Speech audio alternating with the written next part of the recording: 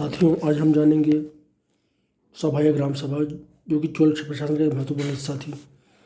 ये मूलतः ग्रहारों ब्राह्मण बस्तियों की संस्था थी। इस तरह से पेरुमक्कल कहा जाते थे। यह सभा वरियम नाम की समिति के द्वारा अपना कार्य चलाती थी। वरियम के सदस्य हेतु 35-70 वर्ष की आयु के तथा 1.5 एकड़ भूमि के मालिकों को चुना जाता था, जो कि वेद मंत्रों के ज्ञाता भी हों। 30 वर्ष से 12 ज्ञानी वार्षिक समिति हेतु चुने जाते थे। शेष में से 12 को उद्यान समिति तथा 6 को लड़ाक समिति के लिए चुना जाता था।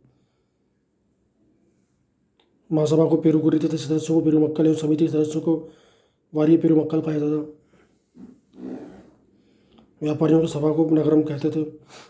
नगर में व्यापारियों के अनेक संगठन थे, जैसे मंडलीराम बलंजियर, गुर का रूप लघु गणतंत्र जैसा था। सार्वजनिक भूमि महासभा के अधिकार में होती थी, जो कि ग्रामवासियों पर करारोपण वसूलना और बेगार का कार्य भी अपने पास कर रखती थी। वर्ष में एक बार केंद्रीय सरकार को महासभा कर देती थी। इसके आयोजन का निरीक्षण केंद्रीय पदाधिकारी करते थे। राज्य के आय का मुख्य स्रोत भूराजस्व था। भूराजस्व निर्धारण हेतु भूमि सर्वेक्षण वर्गीकरण आवश्यक होती थी। राजा के पैर के माप को ही माप के लिए माना जाता था। भूमि की उर्वरता में वार्षिक फसल चक्र देखने के बाद निर्धारित भूमि कर लगभग उपज का एक तिहाई हिस्सा होता था, जिसे अन्य नकद दोनों रूपों में लिया जाता था।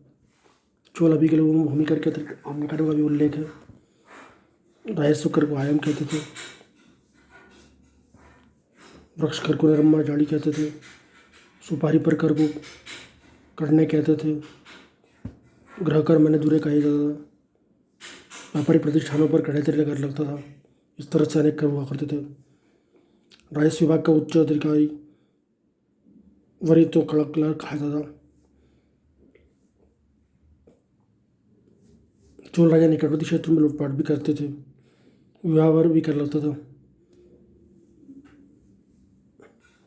करों की वसूली के लिए हरे या वरी, अरुण पाड़ू या दंडम का प्रयोग किया गया।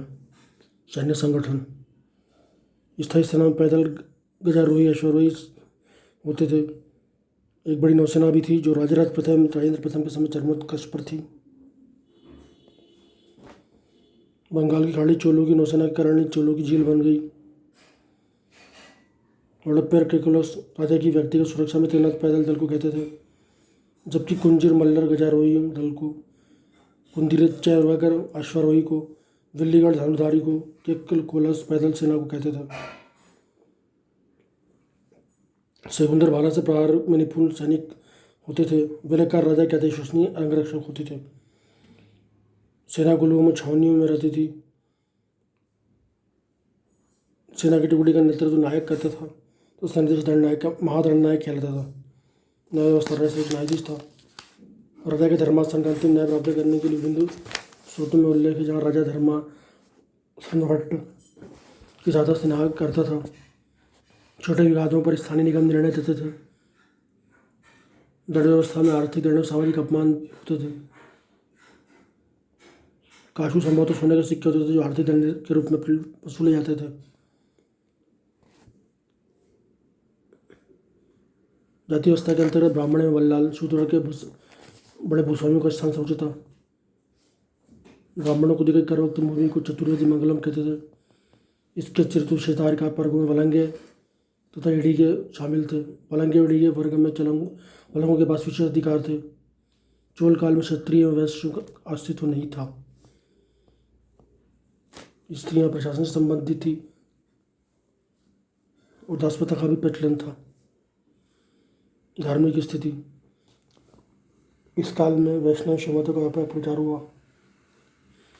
शैव संत नयनार एवं वैष्णव संत अलग वर्ग कहलाते थे। अधिकतर चोल शासक कट्टर शैव थे। चोल नरशाधिराज प्रथम ने शिव पूजा के लिए कावेरी किनारे शिव मंदिर बनाया। परंतक ने इसी के आराधना में दबरा सभा का निर्माण करवाया।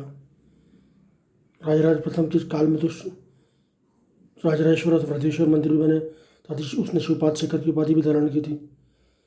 उस समय के शिव संत नंबी आंडार नंबी ने शिव मंत्रों को धर्मग्रंथ में संग्रहित किया था। वैष्णव मत के प्रसिद्ध आचार्य रामानुजाचार्य थे। इन्होंने विशिष्टाद्वैत मत का प्रतिपादन किया। उन्होंने कुलतुलसी द्वारा चिदम्बरम मंदिर में गोविंद राजपिंटू को समुद्र फेंकने के बाद उसे वहां से उठाकर तिरुपति के विशाल वैष्णव मंदिर में स्थापित करवाया। इस काल के साहित्य में तमिल भाषा में साहित्य का विकास हुआ।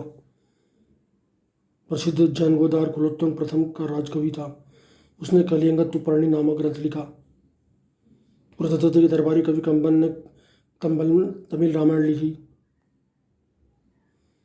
अन्य रचना शेक्किलार द्वारा विरचित पेरिय पुराणम, पुलकेंदी की नलवयम तथा तिरक्त वेदवर की विजीवक चिंतामणि है। पूर्णम शेखर के तिरुष्टोंडम पूर्ण को पांचवा वेद कहते हैं। अन्य धार्मिक ग्रंथों में नंदी का तिरुविलायदल पूर्णम, नंदी अंदरानंबी का तिरुसुराई कांडपूर्णम तथा अमुदनार का रामानुजरंद आदि है। कला स्थापत्य की जानकारी हम अगले एपिसोड में प्राप्त करेंगे। तब तक के लिए अलविदा।